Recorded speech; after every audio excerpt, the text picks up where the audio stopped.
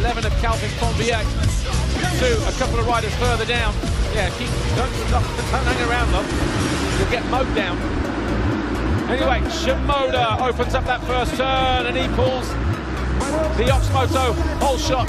Doubles his way in, double, and Vial, oh, he gets cased and he loses a handful of positions. I think it was because he was trying to line up Shimoda for a pass. And then Shimoda just came across. He had to check himself up there, but it's Shimoda who leads the way. Dupre there in second position. I think it's Park in third place. It is. Get the riders over the line though. Shimoda, Owen, Cullen Park, Hugo Manzato, Tom Vial in fifth, Bourdon sixth, Brian Sue, Maxime Dupre, Lorenzo Camporese, and then Charles Francois. Shimoda looking to open up a lead, but he messes up through the rhythms, and Maxime Dupre blows it right in on his rear wheel in turn two.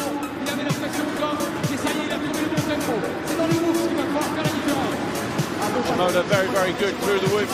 Just gained a little bit of ground. There's Vial doing his best to close back in. He's up into fourth place now. He's found his way past Hugo Manzato, and he is latched onto Cullen Park and Jace Owen. These two riders ahead of him. In fact, it's Jace Owen, isn't it? The 401 there in that second position. Apologies. So Shimoda leads. Owen second, again gaining ground in that same part of the racetrack, but look how Cullen Park and Tom Vial have closed in on the American.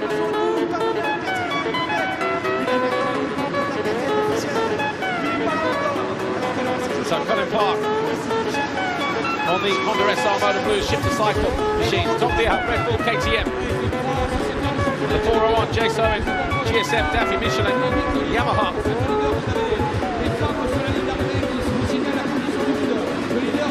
Looking to smooth things out, but you can see he's lost ground as Park closing in on Owen, trying to find his way past. Just looking at the corner, he's finding his way down the inside. They were side by side through this rhythm section, but Owen still hanging on in that second place. Cullen Park breathing down his neck though as we focus on Tom Vial. Then we've got to get back to Bourdon, Dupre, Sue, Manzo, Francois and Camporese. 5 minutes plus a lap. Of course, lap time's less than a minute. 42 seconds for these guys, pretty much. Already had 3 laps complete. Slight bobble there from Park, allows Vial to close back up on him again. Goes double, triple, triple. All of a sudden getting ready to lunge. See out of my TV position here, fans on their feet, expecting Tom Vial to find his way past the number 43 of Park. Shimoda's lead was 1.9 at the end of the lap. Oh, and Vial spins up the back end. Hard and slick coming through there. So Tom Vial then remounts. Harder than you think, the ground here. We'll get a replay of that in due course, but some riders saying there's a few little stones in there. Watch what happens here. Gets out of the turn. Wow, just completely lost the back end unexpectedly. Looking for traction, it wasn't there. It's almost on ice speedway. And no worry, look back, all perplexed and surprised. Shimoda now though, 3 seconds clear. 2 laps to go, maybe 3 laps actually, because he goes round at 41.7. He went over the line with about 50 seconds left, so 3 laps to go for Joe Shimoda. Jace Owen there in second. He's got breathing distance now between him and Cullen Park. Park possibly just backing off because the threat from Tom Vial no longer there.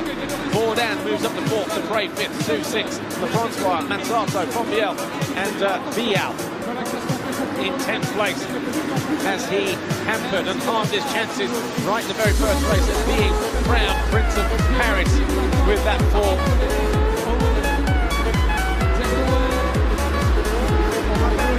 It's Cullen Park doing his best to get through that group section.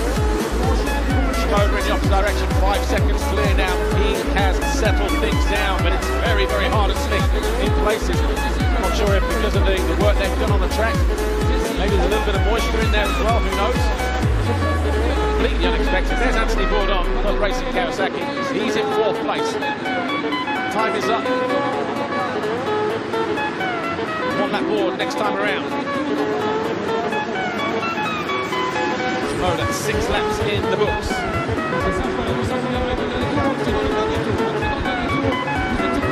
Here is Maxime Dupre. So teammate to Jace Owen.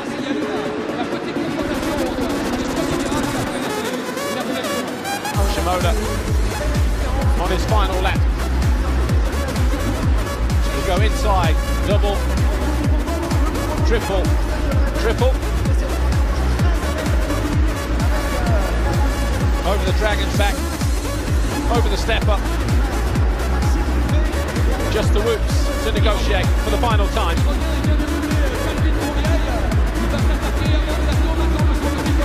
Takes a nice casual look over his shoulder. And Joe Shimoda, it's a win, first time out on the HRC Honda for the Japanese. He wins race 1 here in Paris. Jace Owen crossed the line 6.4 seconds further back. Colin Park, another 2 seconds adrift. And then Anthony Bourdon for Maxime Dupre 5th. Brian Sue should cross the line in 6th. Charles Francois, wait for him to come through. Here he is at 2:25 in 7th place. Then Vial will get himself back into 8th place.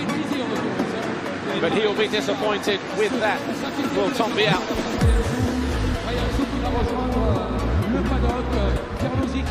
Not what he wanted, of course.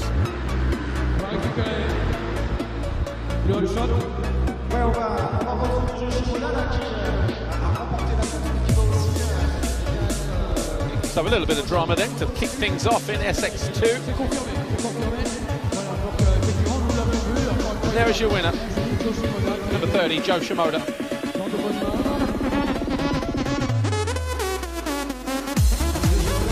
Made it look very easy, of course. He got a flying start through the first turn, got the Oxmoto whole shot. We'll see a replay of that in a few moments' time. We'll go up onto the podium area. I think just go grab a quick word with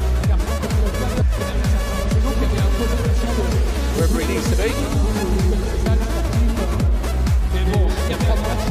Don't make it easy on this trip. In fact, that's been one of the issues that we've had in and around here. You've got a media pass. No, you've got to go that door, this door, that door. No access here. Can't leave from that door. All right. Hopefully we'll figure it out tomorrow. And even the riders can't even make it up to the podium area. But then actually, if he'd gone the other way, it would have been a little bit easier.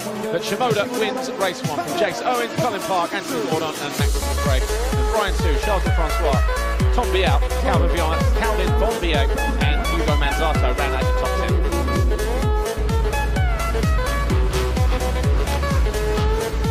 Everybody lined up behind the gates then. SX2, Manche 2. Race 2, if you're not from these parts. Anthony Bourdon, 9:45. Who will it be that grabs that all-important Oxmoto whole shot then? 8 minutes plus a lap. All the 250 riders. We get a 15-second board, 5-second board. And of course, anytime after that board has turned, that gate will drop. Everybody knows that. Joe Shimoda there, number 30. He pulled the Oxmoto pole shot from gate 2. Last time around, Tom Vial went gate 1. This time, Jace Owen is in that gate 1 pit. Tom Vial a little further out, middle of the gate, and he's got a good jump, and he's swinging around. Everybody in the first turn, he gets a good jump, and he's going to rely on the outside berm. And Tom Vial emerges alongside Shimoda, but it's Shimoda who leads the way. Clean through there this time though for Tom Vial. That's where he gets his mess up. He went from 2nd to 6th or 7th on the open lap of race 1. But he's got Jace Owen right there behind him in 3rd place on the 401. Bourdon in 4th place. And Owen right down the inside takes Vial, moves him back into 3rd place. But Shimoda towards the end of this opening lap then hits the line first. Jace Owen 2nd. Vial coming in hot. Lets him know that he's there. He moves into 2nd. Can he keep his KTM ahead? Yes, he can. But for how much longer? So Jace now 3rd. Vial 2nd. Bourdon in 4th place. Colin Park in 5th. I thought he was coming up short. He just went for the plateau instead. Shimoda, Vial, Owens, So Vial, Bourdon, et ça n'est pas terminé. hoping to give Joe Shimoda a run for his money. Of course, he was camped out in America this year, racing Supercross and outdoor, after winning a second FIM MX2 Motocross World Championship in 2022. He's got his hands full here of Jace Owen, a former Prince of Paris. There he is, the 401. Rider down. That's on the big step up. That's Brian Sue, number 81. Pardon Jean-Christophe, mais à la sortie de la zone sable, Shimoda a été désarçonné, les deux jambes. Not sure what happened to Brian Sue. It's on the jump coming out of this next left-hander. They managed to get the bike off the track. J'aimerais que Paris se réveille, que Paris brûle, que Paris s'enflamme. The gap was 1.7 between the first two. Colin Park, the 43, he is in 5th place and he's having to deal with a very busy Maxime Dupre. Right, the gap between first and second, 1.1 seconds, 42.9 for your race leader Shimoda, 42.3 for Tom Vial, and 42.9 for Jace Owen. In some ways, the pressure is off Tom Vial, because obviously having that ball from second position or 4th place down to 10th and then back to 8th, he's got nothing to lose here and absolutely everything to gain, but he does start race 2 on 8 points. It'll be 10 points for him now, but Shimoda will be on 2 if he brings it home. There's Brian Sue, obviously got a problem there, it's not a change. Like he did try to rejoin the race, but over the line then. Shimoda, 1.9 clear now. Looking very comfortable already on that Honda 250. CRF 250 RW from HRC. Perfect opportunity for him just to get up to speed ahead of the 2024 Monster Energy Supercross season in America. Get those gate drops out of the way. 2 nights of action, 6 races before he lines up in the new year. Right, Tom Vial still hasn't broken free from Jace Owen. Owen on the Yamaha here, 401. Gap between those two, not a lot, as you can see on screen. Triple double into the sand, using that inside, use that berm, that edge. It's in there, made of clay, just beneath that sand. Une belle amplitude, une belle attitude pour enchaîner derrière, mais il peut grappiller quoi, 2-3 mètres, pas plus. Elle est là en tous les cas, toujours Jace. Minutes plus a lap to go. Très costaud depuis when they reach the final turn. Avec la Yamaha GSM. Right on cue. Shimoda out of that final turn. Hits the line. Brian Sue is okay. Bike isn't though. The gap 2.4 seconds now, so an impressive debut. And a mistake there from Vial. An impressive debut start for Joe Shimoda, picking up from where he left race 1, leading the way and looking at the moment like a comfortable winner. Is Bourdon, 9:45. He is in 4th place at the moment on the Bud Racing Kawasaki. Behind him, Colin Park, Honda SR Motor Blues, riding for the French Honda-based team. Then Maxime Dupre, Calvin Fonvielle, Charles Francois, Hugo Manzato and Mikael Lamarck. They're your top 10. So 2 to go, including this lap. Because Shimoda already on the exit of turn 1, heading down the back rhythm section as Colin Park comes up short and Maxime Dupre sidles his way into 5th place. So the 43 just got caught napping there, came up short. Dupre was ready to pounce and almost cleaned them up in what was a carbon copy almost on the jump after the going into the coming out of the final turn that he had in the SX2 French Championship race when he came up short. Brian still mowed him down. Oh, and then he loses the front and goes down anyway. So out of 5th place, Maxime Dupre. The ground very slick underneath. Few corners to go though. This is coming out of turn 1. It's the Joe Shimoda show. Over the Dragon's back. Over the double. Down down through the woods. Tom Vial, 4 seconds adrift now, 4.2 on the number 28. Owen about another 1.2 or 3 seconds further back.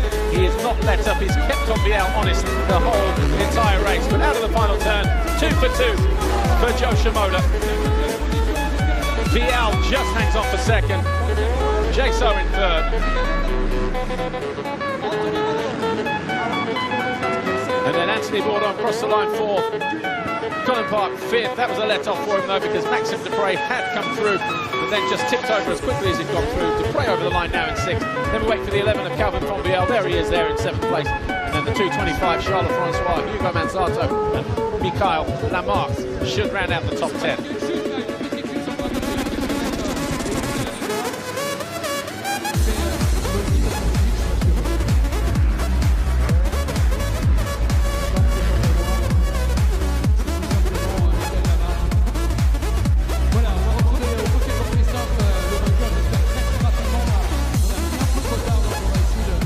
The official confirmation in a moment, then get everybody over the line. Everybody looks like they're over the line now. So the 22 of Michael Lamarck just pulls off the track as we get ready to hear from Joe Shimoda. Cue music.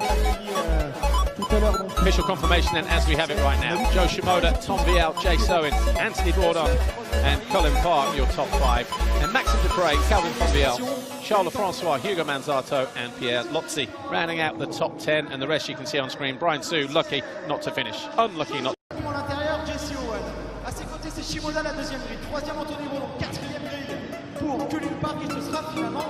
Riders lining up then for the third and final race, the SX2 finale. Of course, low point scoring system, 1 for a win, 2 for second, 3 for third, and so on and so on. Haven't worked out the points yet as the day's gone on because it's only day 1. But the rider who is on the lowest points, 1-1, 2 points, is that rider there, Joe Shimoda, number 30. I can do that math too, yeah. Joe Shimoda's leading right now. Yeah, exactly. Right. And I think Jace Owen's probably second. I would think Jace Owen's second. Vial's gone 7-2. I think he's fifth because they did, after the first 2 races, the top 5 for Super Bowl. Oh, so that counts? Okay, yeah. I think that's probably where he's at. Right. Has he kind of blown his chance at Prince of Paris? I think so. That first race? Well, I think with how good Joe's looking, right? I mean, there's not a lot of mistakes there. And let's face it, Vial is struggling with these looks. There's no doubt. They're not that big. The looks last year were definitely bigger, and Vial's not doing as well. But so I think it's going to be tough for him to get it. But you know what? I mean, if he can just stick with Joe, he can beat him one of the mains, the place will go crazy. He'll feel some confidence. He'll be looking good for it. But yeah, Joe looks, I'm surprised Joe, I mean, Paul, look, you're the racer, you're the Motocross Nations champion, GP winner. I don't think Joe, like, has Joe put a wheel wrong? Like, has Joe, I haven't seen him clip. 2 Ox Moto whole shots, led every single lap, 2 moto wins, and easily like 4 seconds as well. Right, I haven't seen him come up short, go long. I haven't seen anything with Joe Shimoda but perfection so far. So yeah, that's great. It's awesome to see. So we'll get a 15-second board, a 5-second board. The riders have disappeared. Joe Shimoda still on that inside gate number 2, which has been his favourite gate pick. Jace Owen was in that gate 1 for race 2 as well. He was a little bit slower off the mark than Shimoda, and we saw that, but he came out third on the exit of the first turn in that second race. So it's a slightly longer race, almost double the distance, 9 minutes plus a lap for these guys. So fitness, patience will be rewarded, I think. 5-second board then. How about Vial start from the outside lap? Yeah, he's going to be gate 5 this time around, so we may see him with a whole shot this time around. And sweet as Tom Vial, he's still got some work to do, but finally third and final race. Ox Moto whole shot. Tom Vial lands on their feet, and where is Shimoda? Just as we said, he never put a wheel wrong. There he is in around that 7th place, so a little bit of work to do for Joe Shimoda. It'll be interesting. Yeah, this should be really interesting to see what he can do here. Absolutely key moment for Vial grabbing the start with Joe having some issues. And now it's here, man. He can run away with this thing. It's right in front of him. So Bourdon and Vial trading bars here as they reach the line for the first time, but it's Vial who leads. Anthony Bourdon second, Jace Owen, Colin Park, Charles Francois and Manzato as Vial. Oh, Joe is second from last right now. Wow. Yeah, there's something else happening on that whole thing. Yeah, well, he's down in 13th then. Yep, absolutely. Well, we just brought up the case of Joe looking perfect. And look at this. This is why they dropped the gate again. Jace Owen right into second by Bourdon. And Jason's got to be thinking, hey man, I got to put some time on Joe here, and he's, you know, arguably as quick as Vial last time. So yeah, we have a great racer for the lead shortly. I'm sure Shimoda will find his way through, but he's way at the back because he's already going through the Dragon's Back, which is coming out of this bottom turn now, and Vial 2 corners and the whole start straight ahead of him. He's having to roll his sleeves up and get aggressive as we look out of the window. But Tom Vial, can he come away with a final race win here and get that Prince of Paris title back on track, especially where Shimoda is, who's now been to 11th, by the way. Just like what we were saying, Paul, anything can happen. We didn't say Shimoda had this thing on lock at all. Great ride for Tom Vial early on here.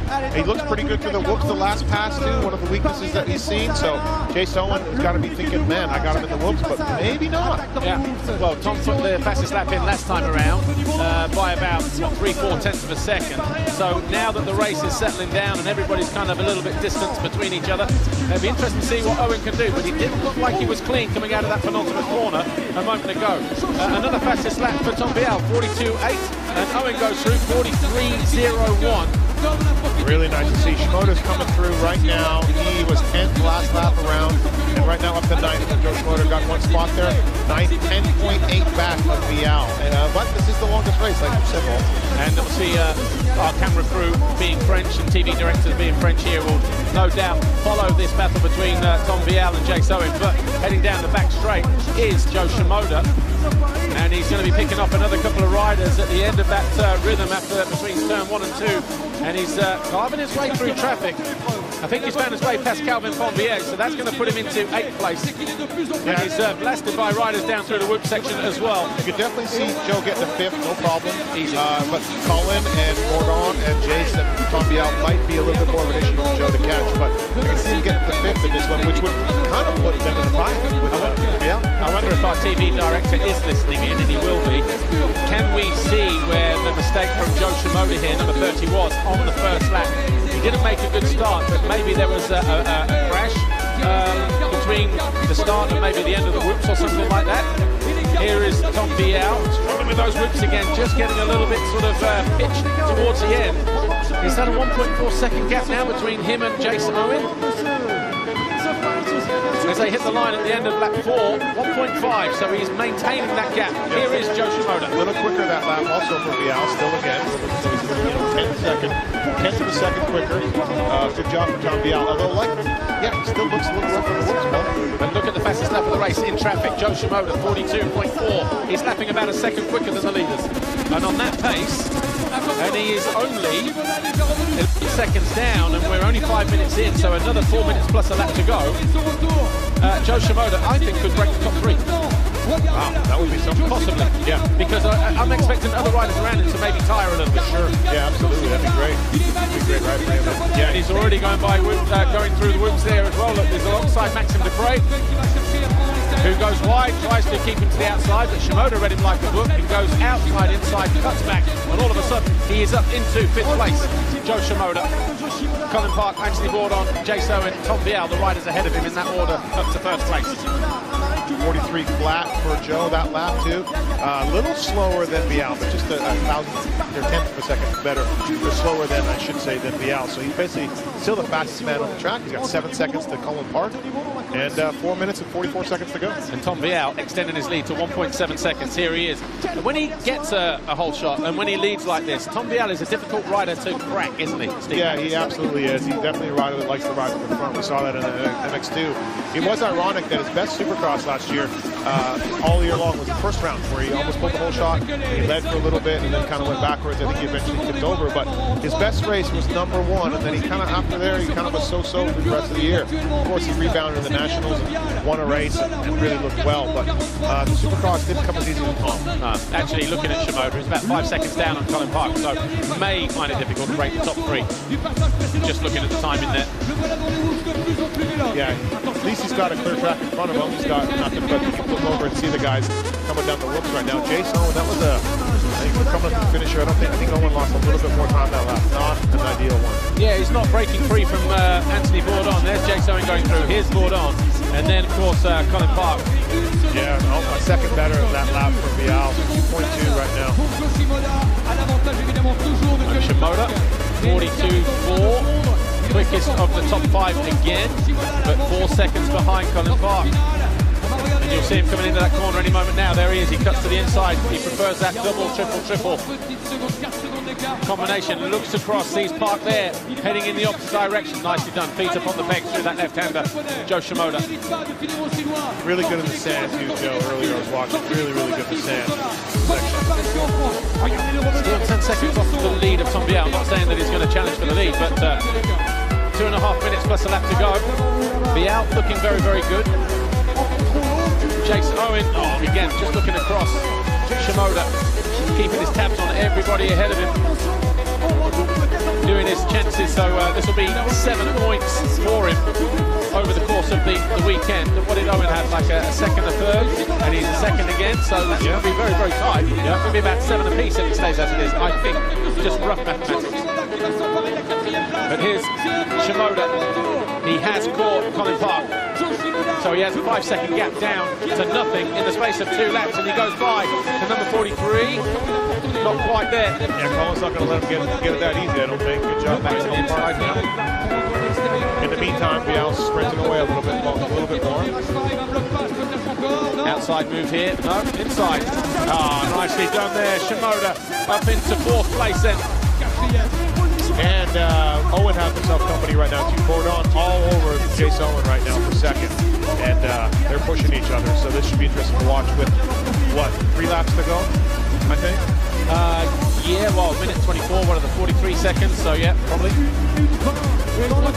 Yeah. Owen looks a little tired right now, I think. And looking across nervously as well, just at the end of the whoops. Has he had a kind of troublesome season this year, because he won the Prince of Paris a couple of years ago? Yeah, he did. He did have an off season a little bit. He got better. He rode with Phoenix Honda guys.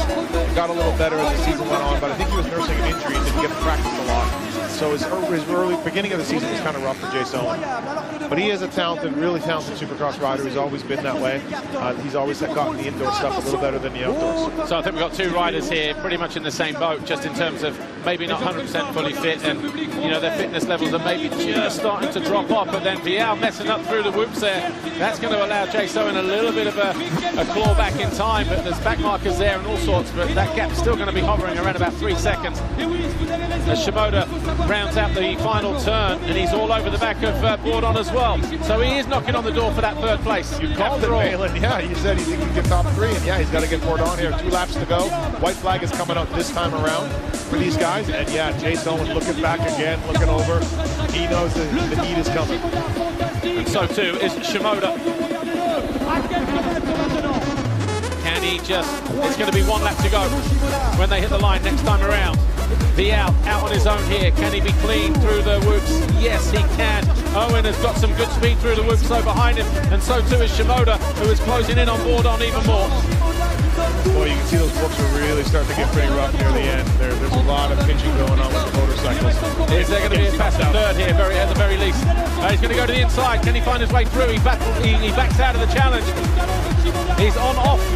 And he's going to go to the inside here. He's going to make the move surely into 3rd place. Shimoda neatly through, smoking up the inside. Good one. That was sweet. That reminded me a little bit of Jet's move. And he's alongside Owen as well. I don't know, never say never. Look what happened in the last SX1 race, final turn. The whoops have eaten up Owen the last couple of laps. I think they're getting cuffed out, they're getting beat down. So here's Shimoda. Here we go. Not close enough. He goes to the outside. He's going to throw high and wide. Going to cut back. Owen knows he's there. He goes defensive. Has he gone too defensive?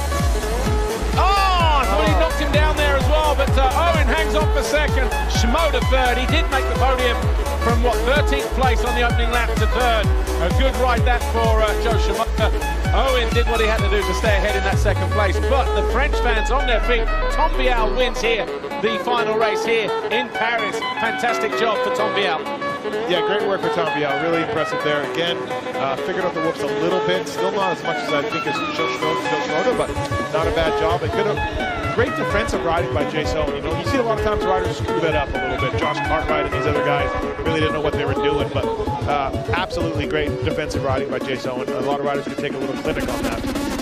Was it Levi and Thrasher? Yeah, I'm just trying to think back to the Supercross, the 2 Yamaha guys. Deegan and Levi when they had that. Was it Levi or? No, it was Thrasher, oh, Thrasher and but I thought it was George Smith, I think. I don't think it was Deegan. I don't remember. Anyway, but great ride for Tom Vialle. The fans are happy here, and that's that matters. The French have always done well at this race. There's always been ringers, whether it's Jean-Michel Bale back in the day, whether it's Marvin Mousquin, of course, David Villemin, right? A long history of great French rides at Paris, Percy, Lille, all of it, and Vialle's continuing that. Yeah. Nice to see. Hopefully we get a championship, an overall point score at the end of this SX2 race, just to see who is leading the Prince of Paris classification. I'm sure we will, but here's how's the race finished. Tom Vialle, his first win in Paris, Jace Owen second, Shimoda just running out of time, Anthony Bourdon and Colin Park running out top 5, and then we had Dupre, the Francois, Fonvier, Camporisi and Pierre Lotzi.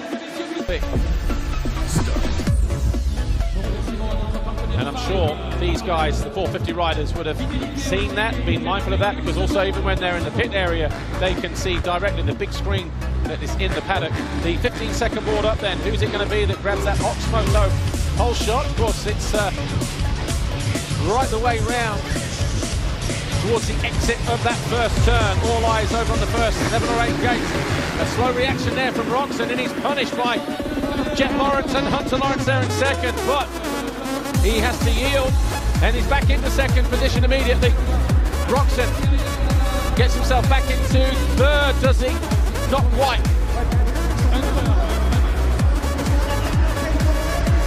And Roxon does move into third place. Might be crossed there, just getting past there, Subaras, and then Tixier, but Jet Lawrence already starting to open up, and then he goes too tight. That allows Hunter Lawrence to get a better run into the final turn. So the first 3 separated by 1.3 seconds. Jet Lawrence, Hunter Lawrence, and Ken Roxon. Oh, it was the 46 of Hill that made the good start.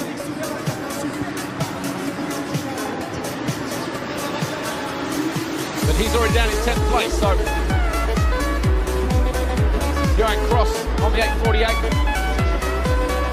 dropping down the order already to 7th place, but through the whoops for the second time. And you see the difference there between Jet and Hunter that time around. Kenny Roxon trying to keep 96 in his sights. This one, 8 minutes plus a lap. The lap times around about 39 seconds, 38 seconds it will be. See that hard edge there, they're just able to turn in there in that sand section, but here comes Ken Roxon. He's going to triple his way in, is he? Yes, he is, triple, and then he has to go double, triple. So Hunter just moving across, probably fancying the threat, or not fancying the threat from behind. Jet Lawrence was at 0.9 of a second clear of Hunter, but Roxon not able to put his whoop speed to good use here. Oh, he lights at the back end as well, almost collides with a double lock on the exit. Get a lap time this time around. 40.6 for Jet Lawrence. The gap 1.6 between him and brother Hunter. Here's Cooper Webb. He is in 5th place at the moment, and he's already, what, 2 or 3 seconds down on Cedric Subaras. There's Subaras just ahead of him. So Cooper Webb into that far left-hander on the number 2. Subaras coming towards us now on the 85. He's in 4th place. But Jet Lawrence opening up that gap as Webb back down the start straight for the 3rd time.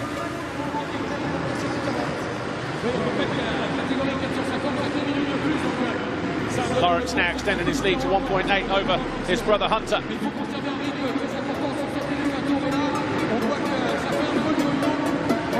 That sand just not causing problems, but just unpredictable through that left-hander. Roxon still there, 3rd, losing the toe to Hunter Lawrence ever so slightly, but then looks like he's gaining back on him through the whoops into this next left-hand turn. So Hunter Lawrence can't afford to switch off here because Kenny is getting ready to pounce.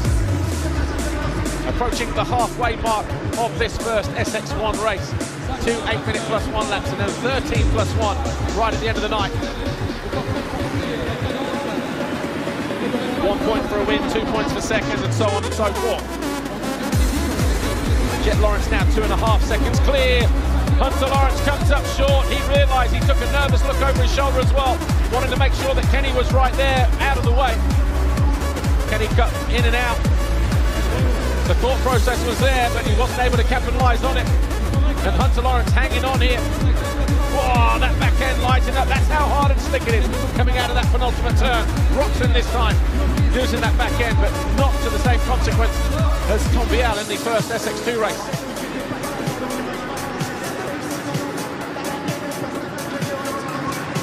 Face full of sand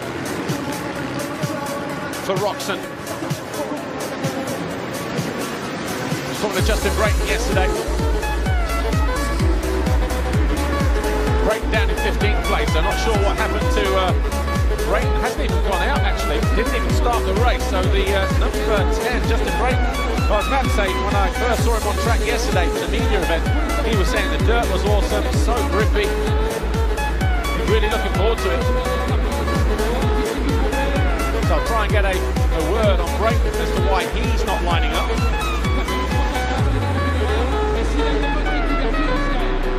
Cedric Subras here in 4th place. Cooper Webb about 3 seconds behind him now. Back marker for Hunter Lawrence. A couple of back markers in his line of sight actually. Takes a nervous look across the shoulder. It's Cross and Pole. They do their very best to stay out of the way. Hill now in the 10th place. Just over 2.5 minutes plus a lap to go. Jet Lawrence debut 450 Supercross ride, if you like. Yeah, he did the Super Motocross events at the end of the outdoor season, just before the Motocross of Nations. And he's leading the way here, first time out in an arena, quite comfortably as well. Lawrence 1-2. But for how much longer? Roxon has been parked behind the number 96 for the entirety. All 7 laps so far. We're working our way towards the end of lap 8. And the 94 still hasn't found a way to break down the barriers.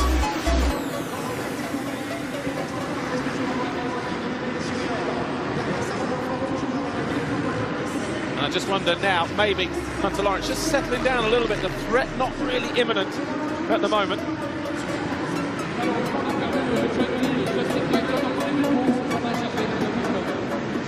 Hunter Lawrence being ruthless there with the back marker, had to be, because if he wasn't, then Roxon would have been right there, back on him again. The 12 of Justin Starling, who's in 11th place.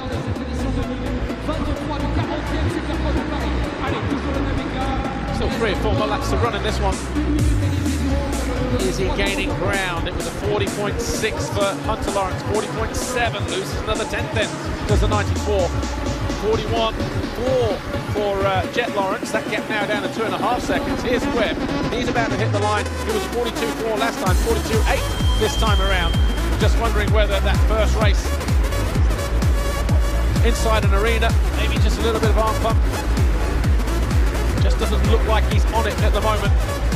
Cooper Webb showed good speed in the pre-practice session and the time practice session.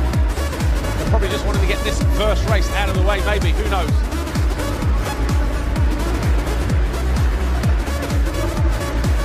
Kenny Roxon, a 41.1.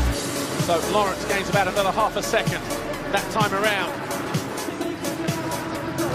Hard on the front brake there, Webb. Almost pulling a stoppie into that final turn. Subras all over, just ahead of him, sorry, all over the back of Subras. This is for 4th place. Is he going to find a way through? Not quite. Forces the move, and Subras has to yield. Cooper Webb moves up in a 4th place. Subras coming back for more though. Webb reads it well, fans on their feet, loving every minute of this from the 85 on the red Honda. But then Webb says, you know what, you want to do that, I'll come back, I'll park you. Drag race through the woods. Look at the speed of Subras, surely running on adrenaline. Going into the final lap then. Jet Lawrence Lawrence continues to lead 2.8 seconds over Hunter Lawrence. Roczen about another 2 seconds further back. All eyes on the battle for fourth over between Sue and Webb. A couple of corners to go for Jet Lawrence. The American Honda Team HRC rider takes a long look over his shoulder, sees the battle going on behind him. Out of the final turn then, Jet Lawrence, number 18, wins race 1 here in Paris. Not done yet, here comes Webb. Oh, he can't get his elbows out big enough. Sub was just held up by a back marker. He's going to have to go tight defensive. And Webb reads it like a book. These two throwing handbags at each other. Is there going to be shenanigans in the final turn? Not quite. And Subaras will hang on for fourth place. Fans loved every minute of that. Good effort that from Sub as he rounds out in fourth place. So Jet Lawrence wins it. Hunter Lawrence second, Kenny Roczen third, Sub fourth, Webb fifth, Aranda. We wait for Ramet and Tixier. Accueillir cette nouvelle catégorie, mais visiblement il s'est rapidement très bien adapté Hunter et Kenny avec un départ un tout petit peu moins bien. So Jet Lawrence gets his first 450 SX win then here in Paris. Just throwing down a nice little marker ahead of the 24 season. Of course, 2 more races to go and a whole another day tomorrow. Confirmation then, SX1, race 1. Jet Lawrence wins it. It's a Lawrence 1-2. Roczen third, Cedric Subaras fourth, Cooper Webb fifth. And then we had Gregory Aranda, Thomas Ramet, Jordi Tixier, Adrien Escoffier, and Justin Hill rounding out the top 10. So if you're joining us on MXGPTV.com with me, Paul Malin, this is the second SX1 race, the 450 class. Race 1 was won by Jet Lawrence. To Lawrence was second, Ken Roczen third, Cedric Subaras fourth, Cooper Webb was fifth, that man right there. 6 was Gregory Aranda, 7 Thomas Ramet, 8 Jordi Tixier, 9 Adrien Escoffier, and Justin Hill was 10th. 1 point for a win, 2 for second, 3 for a third. That Olympic point scoring system. So at the end of tonight, the rider with the lowest points is going to be your overall winner heading into day 2. And of course, at the end of day 2, the lowest points total after 6 races is going to be crowned the King of Paris, or Prince if it's in the 250s. 5 second quarters turn. We're getting ready to go racing once again. Jet Lawrence picked up the Oxmoto whole shot in race 1. He's looking like he's going to be there again, but he's got some competition from his older brother. And it's Hunter Lawrence this time around. So Hunter Lawrence leads, but Jet Lawrence got a surprise for him into that turn. Doesn't quite run him up to the outside. Roczen there in third place. Cooper Webb in fourth. He's alongside Aranda. And Roczen moves into second place. And he's looking to take the lead as well. He shows Hunter Lawrence the front wheel. He messes up on the exit. A quick look over his shoulder. Sees Jet Lawrence right there in pink. Reminiscent of Jackie Vimon and Brock Glover back in the 80s when they were the Pink Panthers. Lost the front end there. Jet Lawrence in that left turn after the finish line. He goes to the inside. Roczen has nowhere to go. He gets squeezed. Lawrence up in the second. Jet Lawrence, that is. But Kenny Roczen tries to come back, but you see the different rhythms there. He runs it down the inside. Hunter Lawrence, meanwhile, this is playing perfectly into his hands. He's getting a better start here. Well, it wasn't a bad start in race 1. Second, but pulling the Oxmoto whole shot. And he's got kid brother Jet behind him. And Ken Roczen got the first race out of the way. That was a nice little warm-up. Now they're a little bit more serious.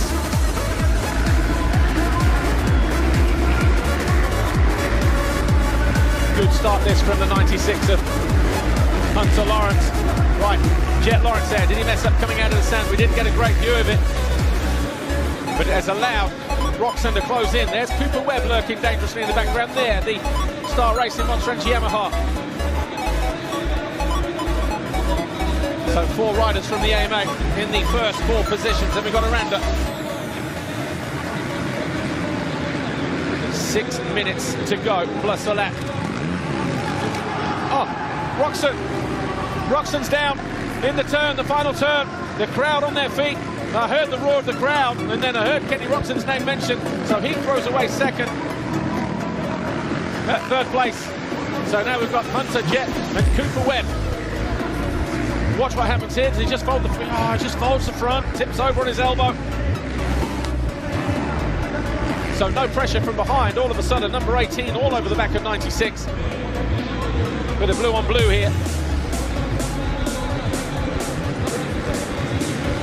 So Hunter, 7/10 in it as they hit the line at the end of lap 2. This is the end of lap 3.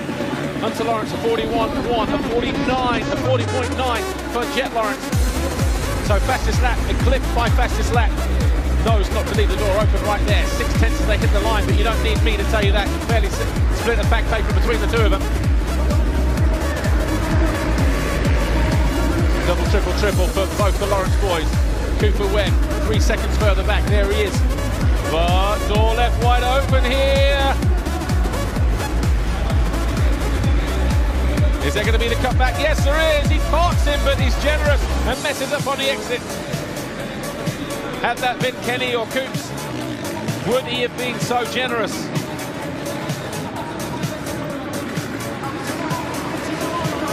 See the track, a mixture of loose, grippy, tacky dirt and then slick in other areas. So Kenny Roczen then remounts in 11th place. Are his chances as the reigning King of Paris? Have they been dealt a blow where he is right now? He's now been a 9th actually, so making light work. He's still got 4 minutes to go. He's got a handful of guys right ahead of him. So Roczen will be coming up on Justin Hill. So a second between the two. Oh, there he is, goes right by Justin Hill through the whoops. Ken Roczen making more ground, then up into 8th place.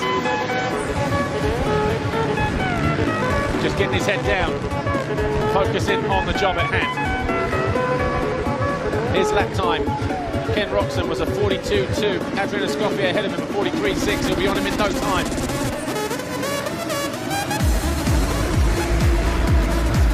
So 3.5 minutes plus a lap to go. Is this going to be the first upset of the night? Hunter Lawrence winning race 2 potentially in what's his first outing on a 450.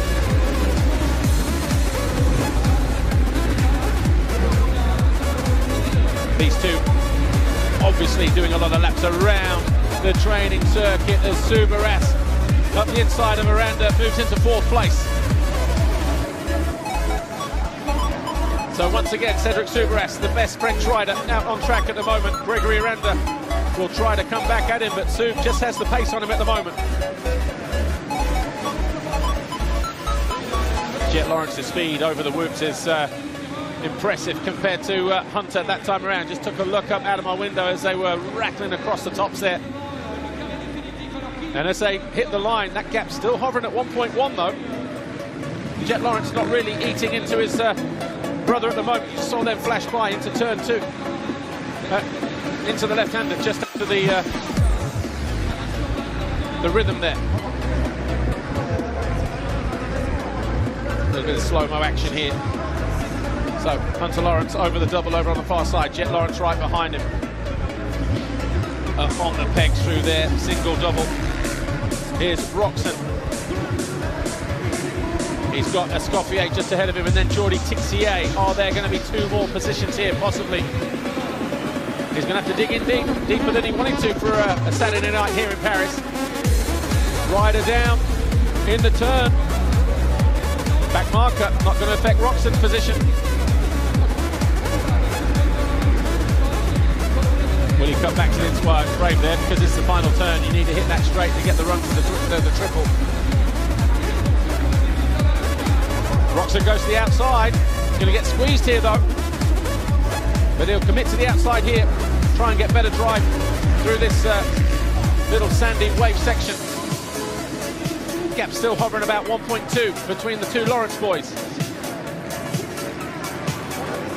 Over the line now. 1 minute and 10 to go. The gap still 1.1 between the two leaders as Roczen struggling to find his way past Escoffier. Gonna have to cut back to the inside here and then maybe dive to the inside into the final turn. Lost the front end through there once though. Once bitten, twice shy. Great ride this from Hunter Lawrence though, keeping his brother at bay. This time he goes around the outside, hops on, hops on. And then he has to commit. No, he goes back to the inside. Tixier just ahead of him. So the 2014 MX2 World Champion, the 911 Jordi Tixier.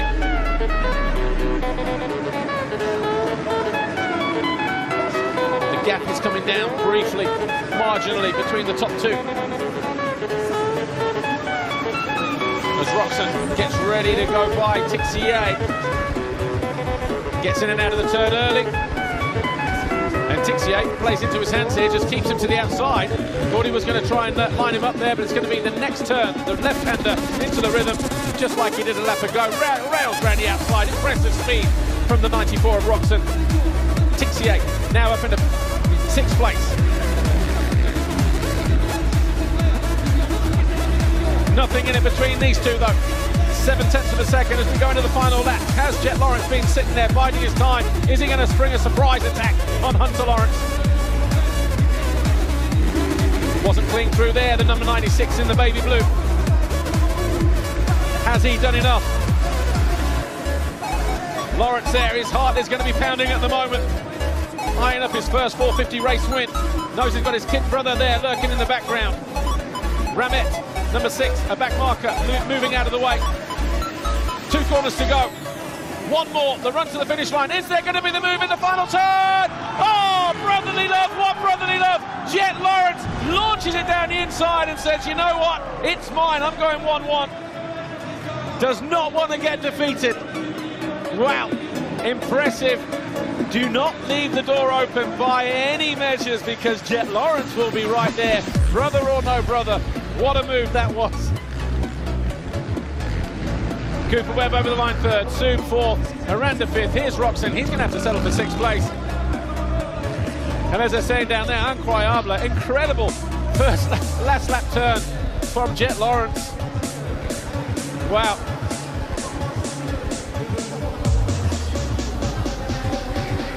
He's all right, mate, no worries. Sees the funny side of it, but hey, they're racing, dude, and Robin is racing, and the odd takeout is also right there. And yeah, you've got some conads on you there.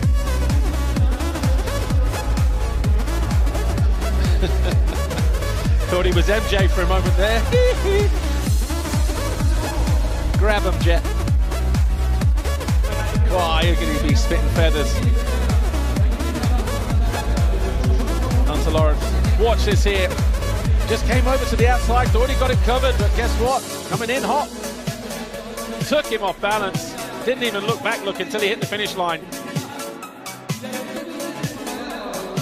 What a race, what a move. Going all in.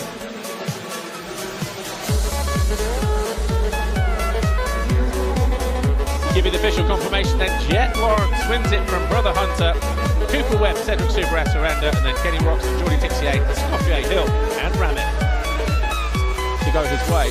But I'm just wondering about Kenny, because obviously when he tipped over in that 3rd place, we had Hunter, Jet, Kenny, and Cooper Webb, all pretty much separated by not a lot going into that final turn, lap 4 or 5 or something like that, until Kenny just lost the front, tipped over. I'm just wondering, because we should have had him up here as a guest in that break, along with Jet Lawrence, but because we were running over time and things like that, just wondering whether it was just a time thing or whether he has just tweaked that foot that he hurt in Abu Dhabi a couple of weeks ago, because he did tip over on that right foot. Same side, right? And it's still bruised, and he's still limping from it and everything else. So hopefully we'll get him in tomorrow and you know, can ask him about that. But hopefully we run to schedule for tomorrow as well. Although we have somehow brought it back because we are supposed to be off air at 11, so in 20 minutes time from now. Jet Lawrence, favoured gate number 2. 1 hole shot, 1 second. Hunter Lawrence was the Oxmoto hole shot from gate 4. Last time he's gone to gate 4 again. And obviously got Coop in there, Cooper Webb. So can he pull a surprise? What have you made of his performances so far? In fact, gate about to drop here. All eyes on the 18. Good drive from the Pink Panther, but it's Roczen who sweeps across. And Roczen is going to be picking up the 3rd and final Oxmoto hole shot. 3 different black plate holders then from those first 3 races. Tixier there in 3rd place as Hunter Lawrence moves into 4th and Jet Lawrence moves into 2nd place. Kenny leads though, Steve Mathis. Yeah, this is what Roczen does, right? He'll jump up and surprise you. Just when you're not sure about it, Kenny. Man, what a start. That was a great job by Ken Roczen. And Jet put a gorgeous pass on him in the sand on the inside the last race. Kenny's probably learned from that. Won't do that mistake again, but here we go. Roczen, Jet Lawrence. This is what we've all wanted to see this weekend. Yeah, Cooper Webb started in 7th. He's up to 6th. He's found his way past Escoffier, Adrien Escoffier. That was just at the end of the whoops. But Jet Lawrence, he has gone 2 for 2 at the moment. Kenny Roczen, the only rider standing in between him and a clean sweep of race wins tonight. It's a longer Roczen. Wow. He messed up massively there. Couldn't get over the double. And there's a rider down behind him as well. So Lawrence leads there. Jet Lawrence. Oh, Cooper Webb down the inside, slamming up into 4th place past Tixier. And Super Rock. And good, Super yeah, good job by Cooper Webb. Those were the 2-for-1 pass there. But boy, Kenny, you know, you saw him make a mistake last time. You saw him make him with this one. I wonder if you know, Ken Roczen, as amazing as it sounds, is getting pushed a little harder than he wants to go. You know, trying to sprint away from Jet Lawrence or trying to catch him. Yeah, he goes to Melbourne on Monday for the final round of WSX, and of course, this kind of race for him tonight is perfect for that because, you know, it's really got I won't say he's not got a lot of competition there, but this is a nice thing just to resharpen the reflexes alike, if you like. Yeah, absolutely. But Jet Lawrence, let's see, did a 42.3 the last lap, 0.8 second, 0.8 lead. Here's Kenny's mistake right here. Yeah. Just the dragon back got offline and then couldn't commit. Even if he did commit, he would have gone it right into the path of Jet. Yeah, that could have been worse than what it was for sure. He backed out over the right time. Good job by Ken Roczen. Could have gone way worse. Now we got Hunter Lawrence looking like he's catching Kenny a little bit, and Jet is pulling out a little bit. 1.1 lead, so 3/10 more that lap gained by Jet Lawrence. And now we're seeing the 96th. Hunter Lawrence, I think, creeping a little closer to Kenny than he probably wants. Yeah, gaining in confidence as the day has gone on, Hunter Lawrence possibly. Because his time practices weren't great, the Super Pole wasn't great, but then obviously this much from winning that second race, had it not been for his pesky little kid brother. Also, shame we don't have the number 10, Justin Brayton out here. He tweaked the shoulder in practice, pulled out. Really shame we didn't have the number 10 in there because he would have been right in the mix as well. Yeah, 2009 King of Paris. Yeah, absolutely, right? Just a guy who's a veteran, knows how to do the job down there all the time. Some of those sand guys, some of those lines, like not that lap there, but some of these guys, you're watching them do that sand, it's phenomenal. They're not sitting down, they're on their toes, and they're just railing through that turn. It's so impressive. Between the first 2 races, did you manage to get down on the track or into the paddock area to talk to any of the riders? Because obviously 30-40 minute breaks, or were you hanging out at the media gallery? Yeah, no, I had to watch the handlebar race with the spectators and stuff. Oh yeah, good. So I was more into that than gathering information. So I'm just wondering how slick the track is out there, you know, because it looks quite shiny under the lights. I'm just wondering if that's just the light or you see there coming out the turn. Yeah, no, I went to dinner with Justin Brayton before the night show, and he said it was already from press day was getting pretty bad. He said it was, you know, really tacky for press day, and it was nice. Yeah. It just overnight, man, it started to appear and it started getting slippery. So that's what JB was saying. Yeah, there's super awesome with the Grant replica on the 450. Looks really cool. Yeah, it's nice. They had one actually during the animations earlier, and you know, with the Cadre Rouge stickers on the front fenders. Remember those guys along with Son Auto? Yeah, Yamaha. That was cool. That was back in the day. That was your day. Yeah, that was Brock's day. Do you still have your bib? I've got my my yellow bib of a certain brand from the 91 Versi. Yeah. Nice. Here's Jet Lawrence pulling out again, 41.8. Oh, look at Kenny went a tad quicker that last lap. Oh, mistake there by Hunter Lawrence. Yeah, 1.3 then, the gap between Jet Lawrence and Ken Roczen. So 41.88, 41.81, 41.6, his fastest of the race so far. Hunter Lawrence, but quicker than the 2 riders ahead of him, only by 1 or 2 tenths. Now, Paul, is this, I mean, I'm not one to go back to the USA after the Paris Supercross or whatever for all these years and make some grand announcements of what's going to happen. Okay. It's an off-season race, and it's a tighter track, and, you know, the levels of prep are in various stages, but it's better preparation than Versi or Lilwood of it. Yes, absolutely. But what do you make of this Jet Lawrence? We just saw him go 22-0, you know, and now he's doing this here at Versi, or Paris, I should say, and like, what are, I mean, I don't know, man. I think this might be a little bit of some foreshadowing of what we're going to see in Anaheim. Yeah, well, there has been a lot of bench race talk, hasn't there, about, yeah, you know, Jet, he did what he did, 22-0 outdoors, but he's going to be in 450 Supercross. It's a different thing, and he's probably going to need that season to learn. For sure, he's going to win some races, but yeah, I think what we're seeing at the moment, yeah, it's not a full field. We don't have Chase, we don't have Eli, you know, we don't have Jason, you know, and those guys. So on that basis, Hunter almost under the banners there in that turn, almost lost front and back and almost lost that 3rd place. But what we're seeing right now with the field that we do have, it's been impressive. It absolutely has. This guy's led me in for a little bit of a roll to her here. Coop Webb. So today in practice, really impressive. He was on top of the board for most of the practice. Jet took 2 runs at it. Couldn't beat him, right? Coop number 1, looking really good. I was impressed. And then, yeah, absolutely, Jet got quicker. That was Jet. And then Hunter, I think, just in that same corner, also like at the end of the whoops, that same lap almost went through the barriers there. So Coop's practice today showed us that, you know, he's got the speed and we're going to see something.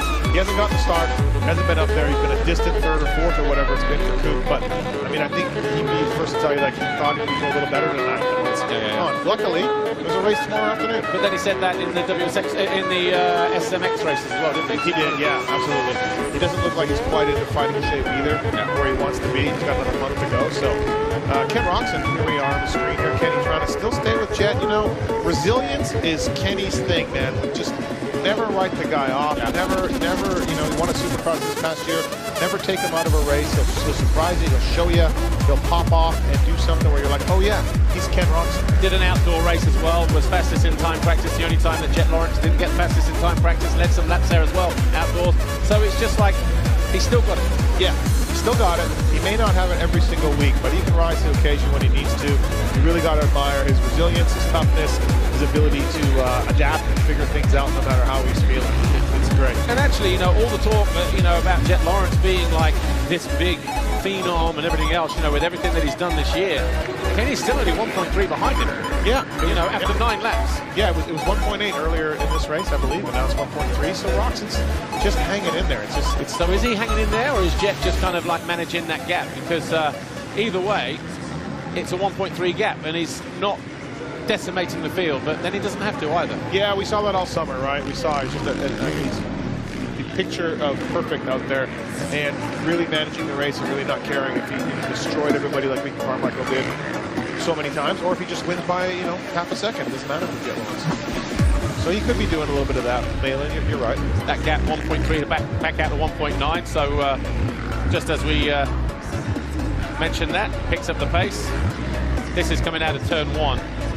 That little double triple combo.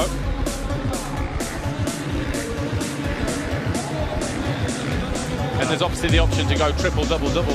Yeah, I don't think triple, double. Yeah, triple. I don't think either way looked any better, right? I think they looked about the same. I think in Super Bowl or in time practice, if you got that outside rail and did that first triple, then it was maybe marginally quicker. But I think the safest option, having watched the chrono session, the time session from over that side of the arena this afternoon, where Jet Lawrence tried to use that outside and just push the front a little bit, and then he quickly went back to the inside. Yep. It's the safest option. Yeah, it's the one you could do for the whole race, right? Yeah, Don't worry about it. Justin Hill, 9th place, not the night he wanted, but I think he did have a practice crash. I saw him walking off with the medics at one point, so Justin Hill, pre-practice. Yeah, not having a great time so far in Paris. Here's Ken Roxon. Whoops. Yeah. And obviously those things are going to be breaking down anyway, but we can't see it from this angle. Yeah, they're getting some guys, definitely. You can see that in the slower riders that struggle for. Oh, Jet down. Well, look at that. Look at that. Makes a mistake. Kenny Roxon goes around the outside. Just had him as a little pinprick on the screen there, and I was like, was that? And I was like, yes, Jet Lawrence definitely gone down. So watch this here. Just loses the front. There's a back marker there as well. So did he just try to? No, just holding the front. Just a little bit high offline. Hill just avoids him there. Picks it up, keeps the clutch in. A gift for Ken Roxon after his mistake there on that part of the track earlier on in the race on the opening lap. So with 3.5 minutes to go, it's go time for Jet Lawrence. Can he pull the pin? And just, this is where we find out, Steve Mathis. Yeah, absolutely. If he was just sandbagging and just doing enough to stay there, can he reel that gap? It's 3-point-something seconds, is it? 1.9. 1.9, 3 minutes to go in this main event. So we've got 3 minutes to go. Cost him 6 seconds, that crash. Wow, yeah, that was something else. Boy, you know, you just never quite know, right? So now, Jet Lawrence, like you said, Paul, he is going to be going all out here. He's going to start going lower and lower in the turns. He's going to start struggling a little bit more, trying to downside things perfectly, trying to make every second he can, or every tenth of a second he can, up on the 94. He was cleaner through that turn than Kenny, and he's all over the back of him straight away. He's already there, man. This is the Jet Lawrence unleashed right here, right? Inside at the end of the straight. Boy, he just sucks one up there on the front end midway through. Here we go. Oh, Paul, he's closer got time already than I thought he would be. Yeah. Yeah, I mean, half a second when they hit the line. He goes a little bit higher and wider that time around. Roxon's going to go outside the back marker here, is he? Yes, he does, and they both managed to squeeze through. I wonder if, so Kenny got past the last main event by going outside for the sand.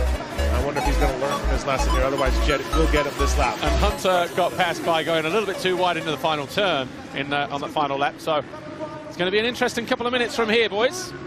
2 minutes to go here, and Jet Lawrence trying everything he can to get by the 94. Nice. Up on the pegs, can he cut down?